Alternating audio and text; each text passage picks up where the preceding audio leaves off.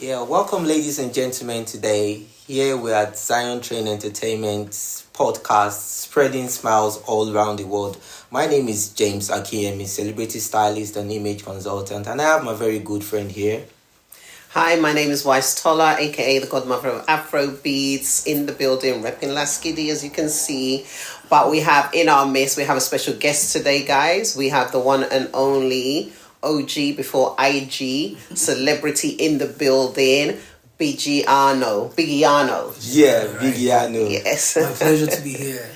Thank you. And for those of you that don't know him, but you should know him, he's a singer, songwriter, producer, performing artist, and so much more.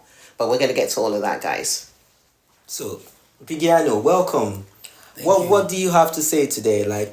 How would you introduce yourself? Who is Bigiano? First of all, I wanna say thank you for having me on this podcast, Zion Train Entertainment, and thank you for having me right here to West Tola, and then to all my fans out there. Thank you for seeing me, and I don't see me now, and I know they find me since. Now you guys have seen me, I'm right here. It's Bigiano, aka the Shayo Master, aka the Kutiko, the same guy that disturbed Nigeria for like 3-4 years with Shayo song, but right now we're on to the next level. Let's go! Wow, Bigiano, very interesting. It's so good to see you today. Thank you, We've heard so much about you, like you're a veteran in the Afrobeat scene, and we know you've had great collaborations. You've worked with a lot of great artists. You were one of the first, giving us the energy. I remember then listening to Shayo, it was very interesting. That was in South Africa. Please, can you tell us what was the energy around that music? What inspired you to put out such an amazing beat? Like, what was the motivation around it? I think I want to say first of all, shout out to Shayman. Shayman and I put together the beats. But if I want to really tell you what really inspired that song, Shayo, as a whole, it's a lots of story, and I think it's something that I need to share right now. I'm sitting here because even before the Shayo, I don't record a lot of songs. I've done a couple of stuff with Alariwo of Africa. Wow. I've done a couple of stuff with the Kenny's music. Wow. And with the artists. I'm friends with Tetula. Wow. I'm friends with a lot of legendary in the industry way back. So I used to be part of the group called Triple B. Wow. Where we had a single called Egbami way back in 1999. So it's wholesome to see that the same guy, Bigiano, that year is still out here vibing to want to put the body of work out there. So that song Shayo as a whole is a song that I sat down one day and I'd be like, wait, because I remember Jaya Aboderin was actually my executive producer at the time. May he so rest in perfect peace. Me and First Azino, Puffy T and George at the studio in Ikeja, we recorded like 18 tracks, and I was hoping that this is gonna be my album. Unfortunately, we lost him, and then I started all over again. And then there was a time I actually thought the song that I was hoping is gonna be the one to put me out there is other song. After me, I left the group because I had to go on my solo effort outside Alariwo's younger brother, the twins, right? So that wasn't the song. So until one day I was just in the punch estate with my producer. Shout out to TY Mix and shout out to Password. And I was like, you know what? This song is going to be a hit. Can we just produce the song? And everybody was just busy on their own thing and all that. So I had to reach out to Shayman. And I told Shayman, I get one jam. Those days I used to use Timaya's instrumental to do. Wow. You know that everybody call me Maya. Just because. So I will use the instrumental to vibe. First of August, not the date. And so many of my friends sit down will relate to you. So when I spoke to Shayman, I told him that one, just that bounce. So he sent beats. He sent one or two beats, and it wasn't really sounding like what I wanted. I'm like, no, now, can you blow sync? Because the song as a whole, I just wrote the storyline of what a daily lifestyle could be when you're a struggle, like when you're hustling, and you have to think about what people go through as well. So I really thought about, let me even start with my birthday, which is the 1st of August. And then I'm organizing the party and people are coming in and out. And then that's what I do, and we'll be seeing the team just go click. So now remain who go produce the song. Sure. So, Wisty, what do you feel about the OGs? Like, how did you think they worked? You were in the UK there promoting tour parties, like you were looking forward to meeting these people. How did you think about the internet before the internet era came? These were the people working without social media. These were the people who had the raw talent. Like these were people who were actually like practically there was no support of the social media. They were actually just on PR or magazines. Then you said that was Kenny's music. Those were the people who brought out the limelight. Yeah, so shout out to Kenny's music. yeah, sure. Yeah. So I what mean, do you for think me, about back in those days, when I was hearing songs like Shayo, you know, like Down for Driver, all of that way, it was on CD. We were listening to it on CD. You know, all this social media stuff wasn't there. So it's either you hear it on a CD or you hear a friend playing it and you say to them, oh, let me borrow that CD or make me a copy of that CD to be able to hear those kind of songs. So I remember hearing those kind of songs back in the days and I was thinking, I love this kind of music because I kind of like grew up, you know, like on hip hop. So I loved everything hip hop, you know, that kind of thing. When I started to hear, you know, like Two-Face African Queen, you know, I remember one of my cousins gave me a CD and it had African Queen, it had Down for Driver, it had they just mixed up with those songs I was listening to and I was like, I really like these songs because it kind of like it felt very homey to me. Yeah. You know, like it's African, it's not only African, it's Nigerian, you know, like and that, so I enjoyed it. Then JJC added to the got thrown into the mix as well. Started listening to that kind of music, so I enjoyed it and we enjoyed it. And the thing is, when you don't have something, you work with what you have, so it wasn't like we were missing out because there was no Instagram or Spotify or any of those kind of things. We were enjoying our CD days, you know, and listening to the radio and getting music that way.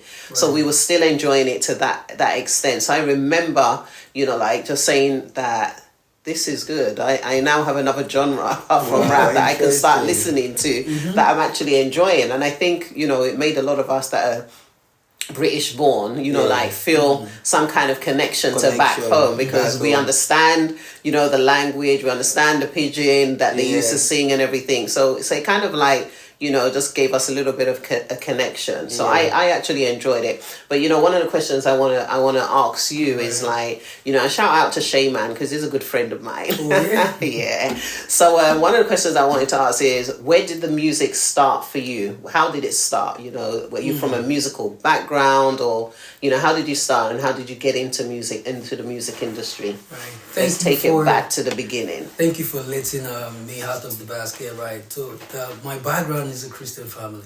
Okay. Right, mom and dad. I grew up listening to music. You know when you're a child, a baby. You know when you're a child, a category of when you're a child when you don't know anything. That's when you're still sucking breast. And then category of when you now became a child, a toddler, when you know things but you can't even speak.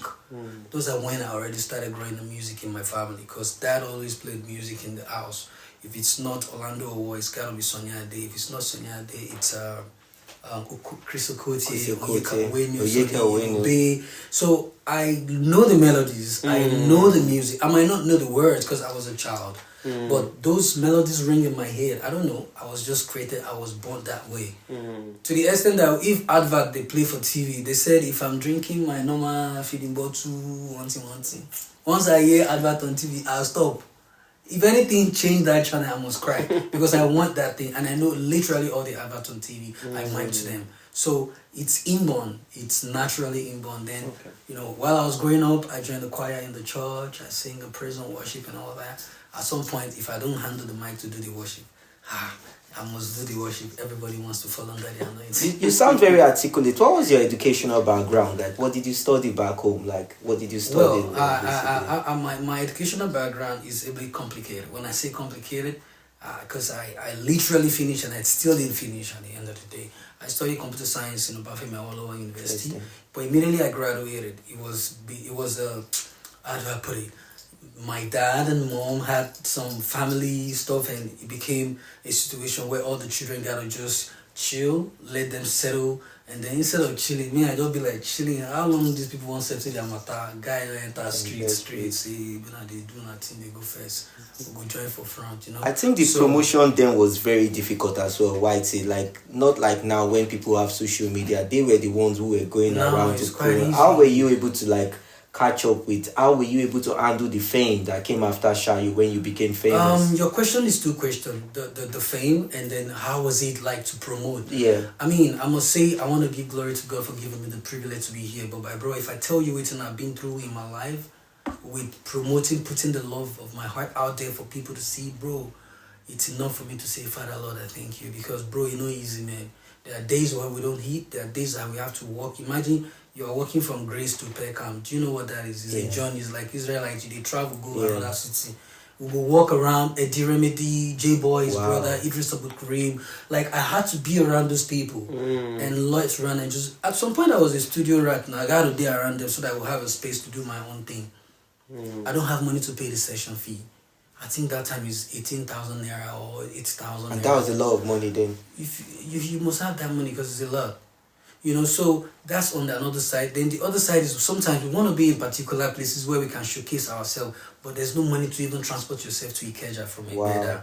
So a lot of challenges. Okay, now the biggest one is you've written almost 28 songs. You need your father or your mother to put the phone down for you. But they don't want you to do that music because they see you like Rascal. How go boy you gonna do music? My friend, would you come and be a aeronautic engineer? My friend, would you want to go to school and do accounting? So it's a big challenge, you know, easy. So, but for us to still rugged that period and still disobey just to, you know, fulfill the destiny that we chose, you know, I think it's just by God's grace. It's not easy. And then for promotion, bro, you go work out with your leg now. You want what you want to, you go, you gotta go round. You go to places, you gotta drop CD for them. Then we used to print CDs and print posters and give the stickers to the cars, the downfalls, go to places, you know, drop it over there. That was manually done. Yeah, you have to do it now because there was no social media. What's in the social media? You got print CD. Once you print CD, you go print jackets. I mean, you print the CD. That's the plate itself, just like this. And then you're gonna print jacket and flyers, and then we now print stickers that you can give to downfall driver. They can place on their car for free. So that was, you were actually doing the hard work. I did all of that. Do you know how many albums I don't first push like that way nobody send them before Shayo can eventually. So what brought up that motivation? Why did you feel like I was going to shoot this in South Africa? Like, because then we know people wanted to come to England, people wanted to go to the US. You were like the first set of people like who did something internationally that became a hit. And how did you how did you get the sponsorship? How did you go about it? Okay, so when I wrote the song, and then I was writing, I mean, after I recorded the song with Shaman in Abeokuta, I had to travel all the way to Abeokuta to record the song. It was a one take with Going On. It was 2 songs that I recorded with Shaman. So I met a friend of mine, Dimeji Ajibola. May he so rest in peace. Wow. I only heard today that he lost his life. So it was Dimeji that listened to the song. I'm like, Bigiano, this one is prospect. This one is going to actually blow. So it was me and Dimeji with Nelson, and then we decided to do a promo. So we had a budget, we had a car to move around, and so what I did was I already know the level now. So I went to Alaba. You know Alaba now? Yeah, Alaba. By Lasso. So I bought pressing iron, the Philip one. I bought stabilizer. I bought DVD. I bought recharge card, Global, Econet, and MTN. I had cash. So I went to Top Radio. Shout out to DJ Flavor. To Bombastic. Shout out to Bombastic. I mean, those are men. Those are people. DJ KC, DJ Abbas here in London. Those are those are people who showed me love. Genuine love. They organically interpreted the life I chose to live now way back. The life I'm living now, them dictate time because the way they rotate the song globally, bro, I don't have a choice than to just blow. Yeah. So DJ Abbas was in the UK then, isn't it? Yeah. So that was really, I mean, a shout out to DJ Abbas, correct, Egbo. I mean, pardon me if I don't mention all the DJs who everybody contributed to the success of that song because it was a very awesome track. Do you understand? From the lyrics, from the rhyme, from the mixing and mastering, from the production. So everybody want to be part of it. So if I couldn't mention everybody's name, I don't vex. But what I'm saying is, man, it was DJ that actually literally support what I actually push out there financially. That was raw promotion. Yeah. And we were aware that you had a relationship with some few people then, and may so rest in peace. Shout out to that Green and everything. The Green is heartbreaking. It was yesterday. My lawyer called me, Bosun, and he said he doesn't call me. And immediately I saw his number, I just said, Bigiano! I'm like, Rewulo son, kilo shele. He said, when is Dimeji come? I'm like, who is Dimeji? He said, Dimeji Ajibola. I was sure because even before I got in here, I spoke to him about a documentary I'm working on. And that documentary, he was not giving me ideas saying, this documentary with your music can actually be a trilogy. So we will have a movie in the long run. This is what I'm working on. So we shared ideas. So I was like, okay, yeah, this is a good idea. Only for me to hear yesterday that, he's dead. Wow. So What was your relationship with Da Green? very close. Very close. Did you guys do any music together? Yeah, we had 2 songs together. One is Iwofa in my album, and he actually put it in his album as well. And then the other one I didn't even know till today where the song day. You get me? But I mean, it's sad to know that it's not even right here with us. So what did you think Da Green would have become if Da Green was still alive? It would have been a serious industry. The industry wouldn't have taken this shape. I'm not gonna lie to you. If anybody wants to come and tackle this or come and kind of like argue it, I'll tell them the reason why. Da Green is a go-getter. He's a boy who wants to be wherever he wants to be. If he says to you he wants to be the president of Nigeria, be scared because he can be. He has all the energy. Like, look, you have to give the respect to people who never gives up on their dream. And they keep, even if they fail, they keep trying because one day they will get where they want to go. So when Da Green started his beat, I knew this guy is going a long, long way. And it's going to be difficult for the likes of the rappers that want to be in Nigeria, that want to come out of Nigeria. So what would have happened is the Nigerian music industry would have been a war versus the hip-hop, the Miosha, Komo, Jiget, as in, by me and the tribesmen, the LD and the rest of them, and that rap battle. So whoever win in those 2 primary preliminary league will now represent the industry in Nigeria. So imagine Olamide came out that time with Kabu, Rugged Man, and the rest of the Mudna and everybody. How many people want to sing? Nobody only Remedy they sing. Now go sing Tire. Plantation Boys, Triple B's, Bigiano and the rest. You go. So these were all raw talent. There was no social media. They were doing the PR magazines. Why still? Tell him something. Like, what do you have to say to this? Okay, so we know that you came up in the church and like leading the choir and things like that. Why didn't you do gospel music, by the way? Why didn't I do gospel music? I'm still a gospel singer. I can say to you that whatever I'm doing now is by the grace of God. I'm still doing gospel. But I will quickly take us back where I decided to go out there to do these things. You know what I'm saying? When I was in church, is it allowed to mention my church? And mention it's up to you. I mean, my church is in Abuleodu, Lagos State here in Nigeria. I'm Redeemed Christian Church of God, and everybody know me as Brother Smith, the only choir coordinator, the dancing, choir coordinator. So, but basically, I figure out that even in church, I started seeing politics. My pastor likes me. He likes what I do. I'm committed. I'm devoted. Like my Monday to Sunday is always, even if I'm not in church on Monday for Digging Deep, Tuesday, Wednesday, I have to do rehearsal with my band. On Wednesday, we have, there's another program, Saturday, another one, Sunday, I minister. So at the end of the day, when the pastor starts showing me love, giving me an envelope and every Sunday to support me, because at that time, my mom and dad were not together, right? But they're communicating. So it's only that envelope that I get from church that I take to mom to support us. But some pastors in that church, they are not happy. And they're like, is it the only talent? Is it the only son? Is it the only what not? Yeah, I'm saying this because this could help all these new generations and all these people that call themselves pastors and they will wear suit and come and happy and be like good person. And inside their mind, they have other intentions. It's not supposed to be so. I'm not saying I have derailed from Christ because Christ lives in me. Christ is not your church. You can keep your church. Christ lives in me. But what I'm saying is that the what God should have used me to do in that circle, they actually, push me to where I had to come and do it in the industry. Because the first day I actually say, you know what, since these people don't block money now, they don't block it, they do everything, they don't give us anything, man, go try. So a friend of mine introduced me, Johnny B. He was organizing a tour in all Nigerian universities. So he was doing like a sound check all in he was testing all his sound because he built speakers and amplifiers. So he organized like 10 clubs in Ikeja in Lagos to test his sound before we get on the tour.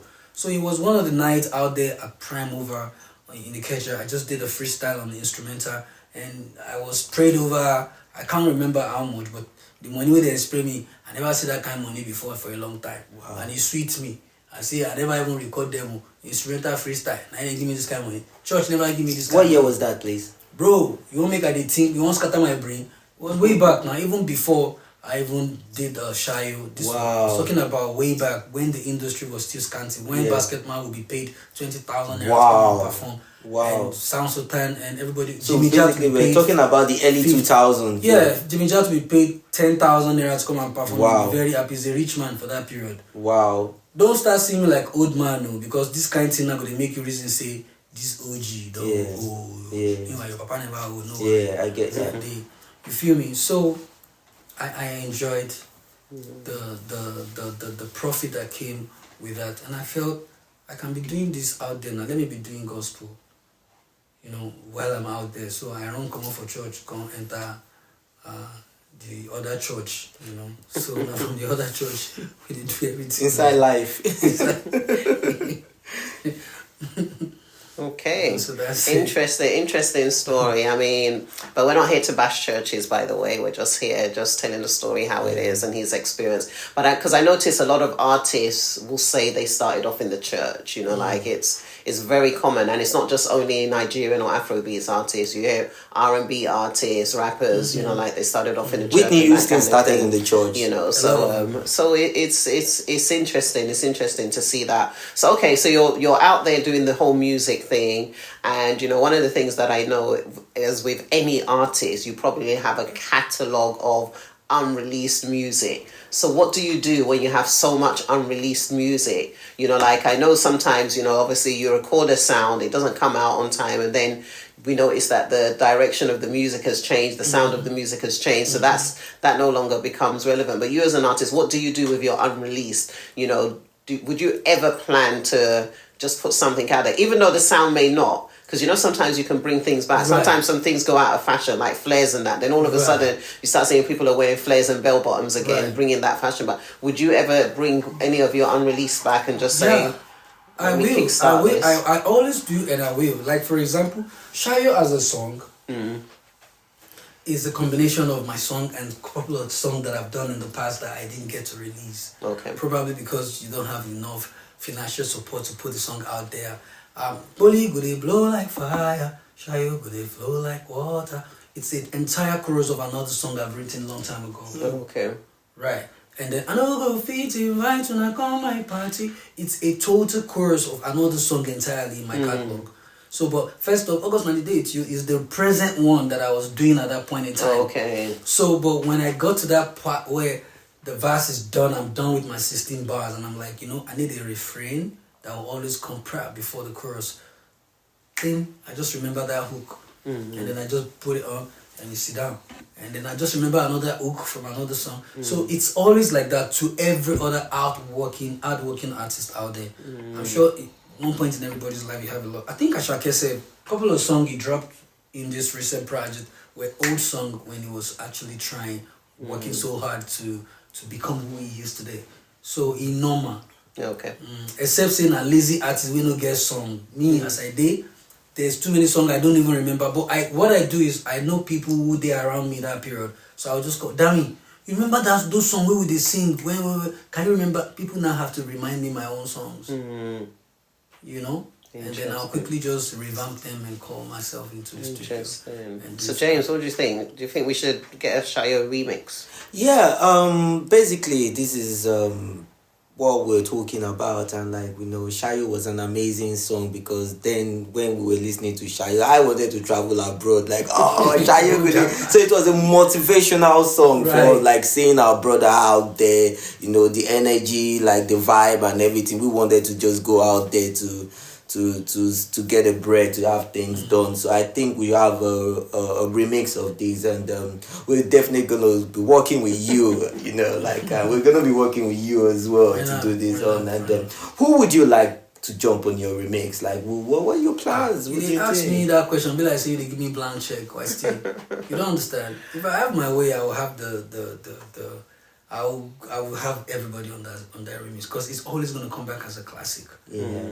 Do you understand? Yeah. So it's something that especially where we can try to maneuver it and put in the Gen Z trending kind of sound. I mean, if you have, for example, Burna Boy, Weezy, Tiwa, and you have like Skepta, Stormzy, just have names on that. I mean, it's just gonna tear the whole world around. Yeah. You already know that. We know if that. If you go mistakenly good, anybody will try Shayo remix right now. Yeah. Will drop out. Yeah, Cash out. yeah, we know that. We know that. So anybody listening to this podcast, massive, turn out to, even the new generation that does not know the face as Bigiano, most of them know the song. Yeah, yeah. They know the song. They know, I don't know how, but I know say till today they play the song. Yeah. If it wasn't for Shia, I don't go there yourself. Which night they talk? Yeah. Abi? Yes, now. True. So okay, so we know that you spent, some time in South Africa. Why did you go to South Africa? What was you doing there? I used to. Okay, let me just quickly, because I don't want to take over time.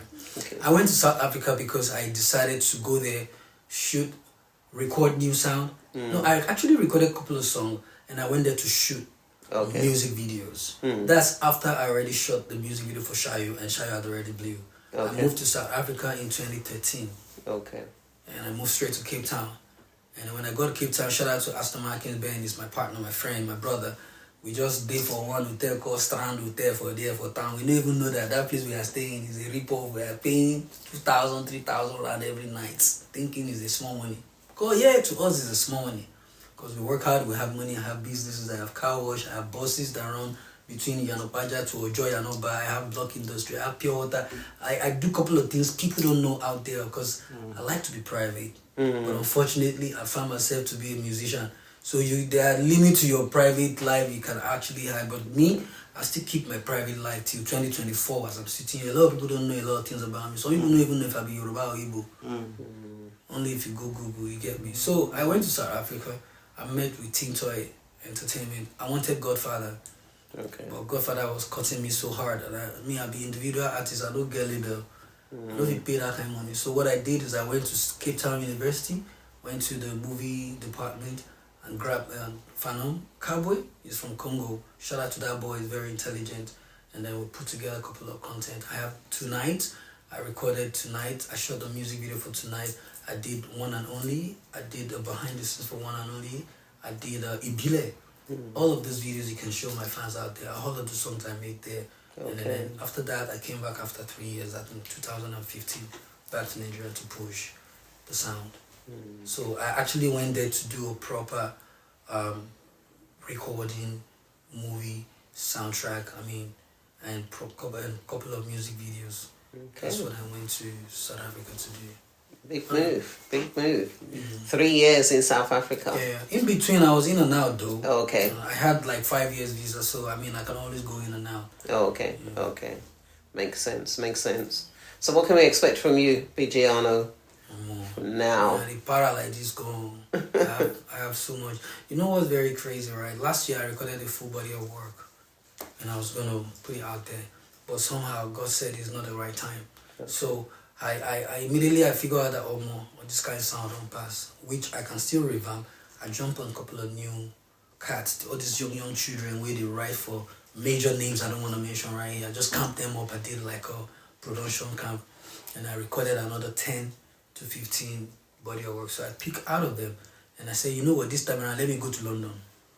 Let me go and see who God will use, and let's how we can work together and just. Because bro, like if you get me out there, if I get out there right now, people will be so surprised that that's the sound coming out from Bigiano. I'm not bluffing. My work will speak for it. The Coco be say you can sing and you can write. But now you decided to leave the song for the songwriters. Okay. So do you know how many songs they will write before I will pick 5? And then before they write, we'll sit down, I'll tell them about me. You know this children, they don't know me like that. I'll tell them about me, do like orientation class, children. You mean the Gen Z? Yeah, that's what I do with them.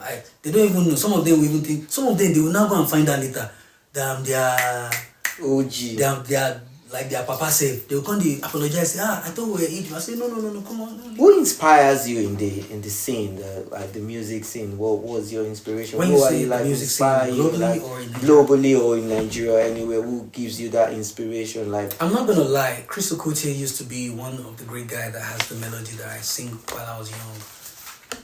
Don't you that I got my life. I don't know if you remember that. And then Chris Okotie, you know what I mean? and Pretty and Junior. And then there's this one too. One used to do Jericho at that time. Bobby, is it let's see with that money. Bobby Brown?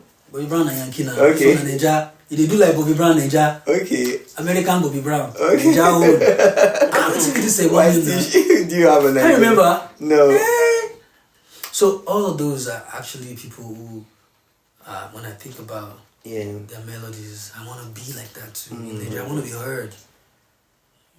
And in America, Celine Dion, Whitney Houston, Wow. Celine Dion, Whitney Houston, Brandy, R. Kelly, Jagged Edge, So For Real. So For Real. Those are people Like you listen to their songs. like then. back to back. I get kissed now. You don't know that thing where Yeah, you say like it's kissed. yeah, You get yeah. rope, you get Yeah, intestine. yeah. If the stay chop the intestine, I'm gonna use by rope. Yeah. We remember that. I go roll and Enter. put them back, fast forward them, rewind them, make the thing stretch, complete. Yeah.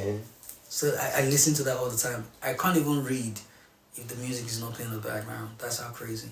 I have to be hearing Quite it. interesting. I was digging deep today, and I noticed you had a shot with Portable. Like, did you guys record the music together, Portable? Portable and I have a song. Interesting. Portable is my cousin. Portable is your cousin. Portable biologically is my cousin. People don't know. I'm exclusively saying it here in this podcast. Zion Train for real. Portable is related to my mother's side. You know, Wow. Ogun States. You know what I'm saying? And I'm proud to say I love what he's doing. I like him. If you don't meet Portable one-on-one, you think he's a mad person. You think he's not coordinated. He's a very calm person. And I can tell you for a fact that all those people that they see Portable, they use on our part. Yeah. He knows what he's doing. He's just playing games. He's just doing his thing. He just want to be in the news. He just want to be in your faces.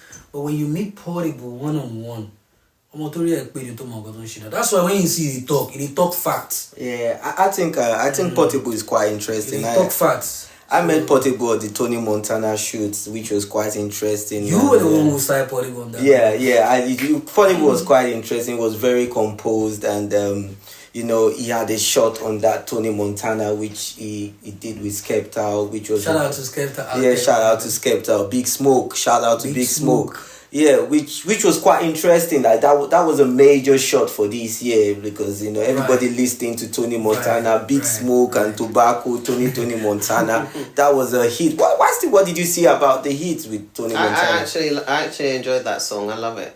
You like it? Yeah. You like what Portable do on top? Oh, absolutely. Shout out to the producer. Who produced that song? I've been meaning to find me that producer. Give us one. I say. Yeah. Shout out to him. He really know how to chop Portable. Even though I'm not in the studio, I can tell that he picked from Portable's extras. Yeah. And he chopped it as a song because that's what I did on Pizza Visa that I recorded with him. He had a long freestyle on the song. I heard the melody and I told myself, this is the chorus. I just told my guy, my producer, I said, this is the chorus. Every other thing we can make it a verse. And we needed to look at the vibes Skepta brought into the music. Ingbate being Pami, breakfast, lunch, we drink Gary. This was like a British boy, making it so organic. These were Shokoloko Bango shit. These were things we heard while we were growing up. Hearing that from a British boy, that was very organic. What do you think about that, Wise? Absolutely. Right. So, I mean, we're going back to this blank check now. So we want, specifics. I know you said everybody. Yeah. Okay, so you're saying, when you say everybody, I want to know because, usually when you ask people, if you want to do a remix, who would you like on the remix? They go for, obviously... the big names, those who are popular, those who are known. But there are also some unknown that would probably do a fantastic job.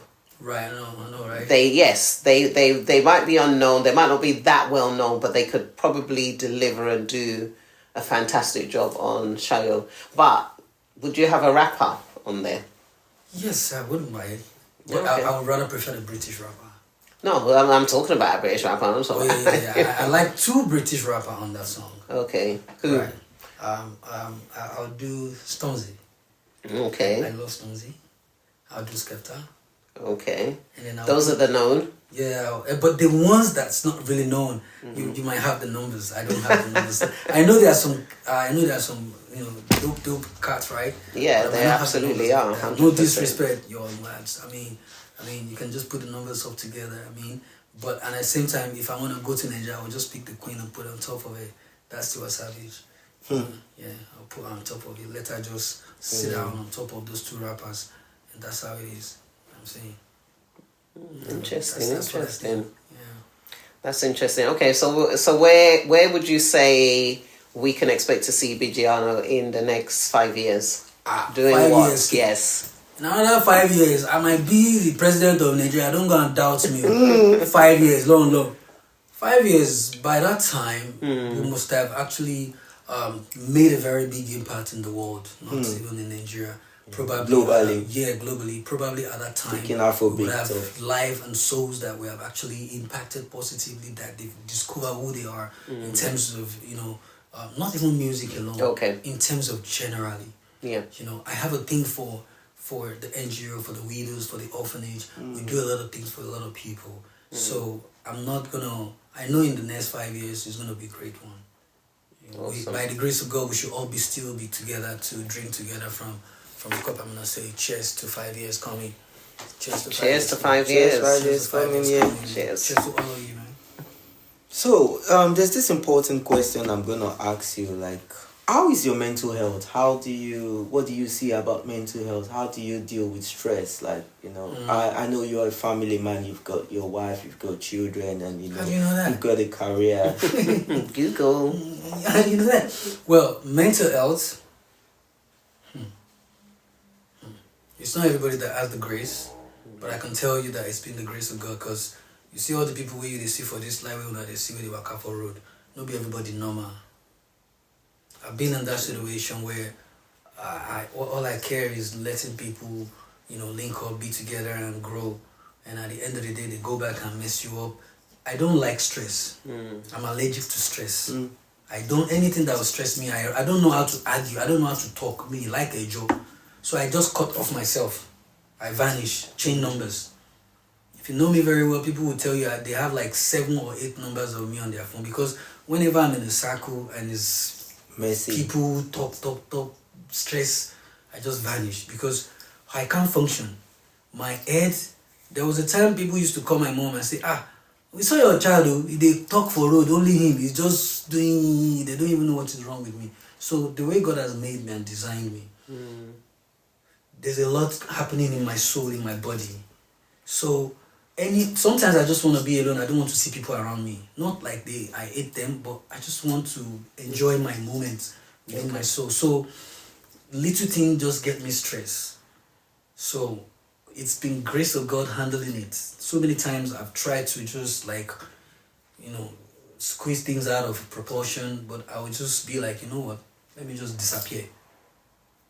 So instead of acting, crying on social media, calling people, I would just buy a ticket and disappear and just go somewhere and go and chill for months.